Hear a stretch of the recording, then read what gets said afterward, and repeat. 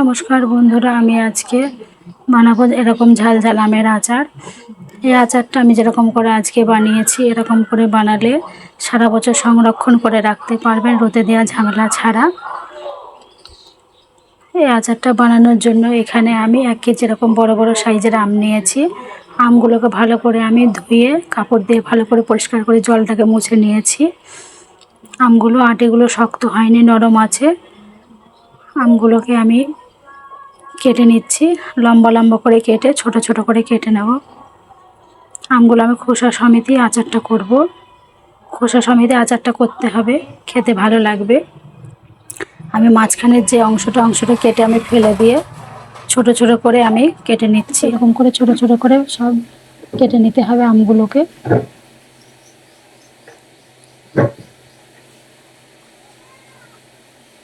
আপনারা চাইলেও আমের পিসগুলো বড় বড় করে নিতে পারেন।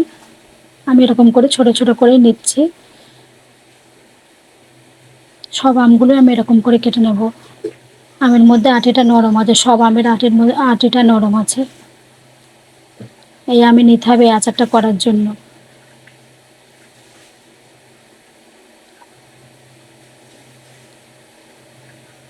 আমগুলো সব আমি কেটে নিয়েছি, সব ছোট ছোট পিস করে আমি সব কেটে নিয়েছি আমগুলোর মধ্যে আমি হলুদ গুঁড়ো আর লবণ মাখিয়ে নেব। ভালো করে মাখিয়ে নেব। লবণ হলুদ ভালো করে মাখিয়ে নিয়ে আমি প্লেটের ওপর আমগুলোকে দিয়ে ভালো করে সাজিয়ে দিয়ে রোদে রেখে দেবো 2 ঘন্টা মতো। এখানে আমি মশলা নিয়েছি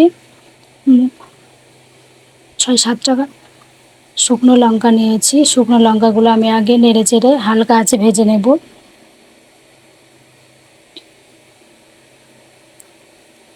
লঙ্কাটা ভাজা হয়ে গেছে, আমি তুলে নেব।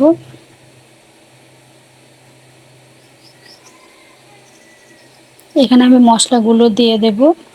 এখানে আমি সর্ষে নিয়েছি 4 চামচ, 2 চামচ মৌরি, 2 চামচ জিরে, গোটা জিরে, 1 চামচ মেথি, 1 চামচ পাঁচফোড়ন দিয়ে সব হালকা আঁচে আমি ভেজে নেব না, গরম করে নেব। মশলাগুলোকে আমি সব হালকা হালকা করে সব ভেজে নিয়েছি। এখানে আমি মিক্সার জারে মশলাটাকে গুঁড়ো করে নেব।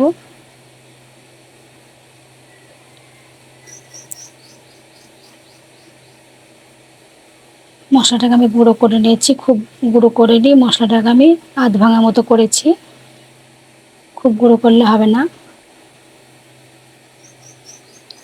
আমগুলোকে আমি রোদ্দুরে দিয়েছিলাম। এখানে আমি 400 গ্রাম তেল আমি গরম করে নিয়েছি, গরম করে ঠান্ডা করে নিয়েছি। আমি অর্ধেকটা দিয়ে দিলাম। এখানে আমি 1 চামচ মতো কালো জিরে দিলাম আর মশলাগুলোকে সব দিয়ে তেলের সাথে ভালো করে মিশিয়ে নেব।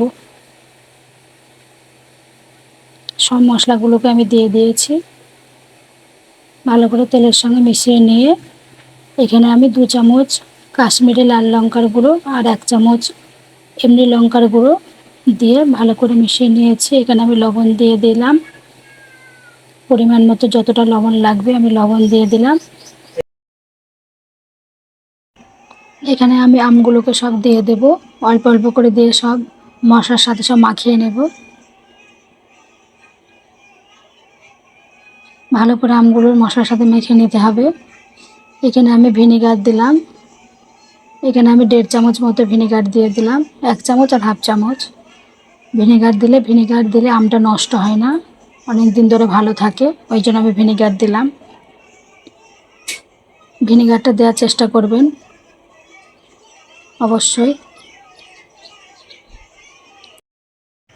আমি মশলার সাথে আমগুলোকে সব মেখে নিয়েছি, ভালো করে মিশিয়ে নিয়েছি। এখানে আমি একটা কাচের জার নিয়েছি, ভালো করে পরিষ্কার করে ধুয়ে ভালো করে মুছে নিয়েছি। এই কাচের জারে আমগুলো রাখলে আমগুলো ভালো থাকে, নষ্ট হয় না। আমগুলো সব আমি জারের মধ্যে দিয়ে দিচ্ছি।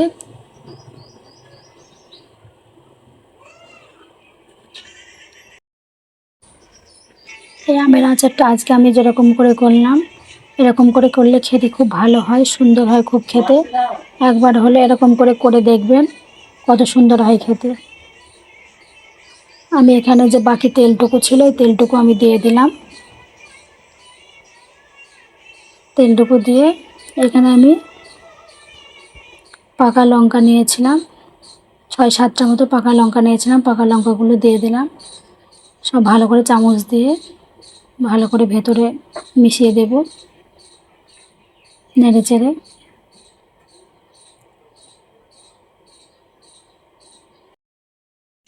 এই আমের আচারটা আমি আজকে যেরকম করে বানিয়েছি, আপনাদের কাছে যদি একটু ভালো লেগে থাকে তা লাইক করে দেবেন, শেয়ার করবেন, এবং যদি আমার চ্যানেলটি সাবস্ক্রাইব না করে থাকেন অবশ্যই করে আমার চ্যানেলটি সাবস্ক্রাইব করে দেবেন। ধন্যবাদ।